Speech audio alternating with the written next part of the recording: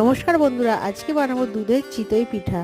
প্রথমে আমি এক বাটি সুজি নিয়ে নেব, তার উপরে দিয়ে দেবো 1 চিমটে খাবার সোডা, গুঁড়ো দুধ, চিনি, ঘি আর একটু ময়দা দিয়ে আমি অল্প অল্প দুধ দিয়ে মেখে নেব ভালো করে। এইদিকে আমি একটু দুধ বসিয়ে দেবো, দুধের ওপর দিয়ে দেবো এলাচ ফাটিয়ে, তার উপর দিয়ে দেবো চিনি আর গুঁড়ো দুধ দিয়ে ভালো করে ফুটিয়ে নেব। আমি চাটুর উপর তেল বুলিয়ে নেব।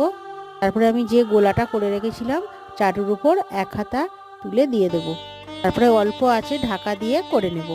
তারপরে পিঠাটার ওপর বন্ধুরা এইরকম ফুটো ফুটো জালি জালি হয়ে গেছে দেখব, তখনই জানবো পিঠেটা পুরোটা হয়ে গেছে, তখনই তুলে রাখবো। এটা পিঠা আমি এইরকম করেই করে নেব। তারপরে সেই গরম দুধটার ওপরে একটা একটা করে পিঠা দিয়ে দেব। 10 মিনিট চাপা দিয়ে রেখে দেবো। আমার চিতই পিঠা রেডি। ভালো লাগলে অবশ্যই আমার চ্যানেলটিকে লাইক ও সাবস্ক্রাইব করে যাবেন। টাটা, আবার দেখা হবে।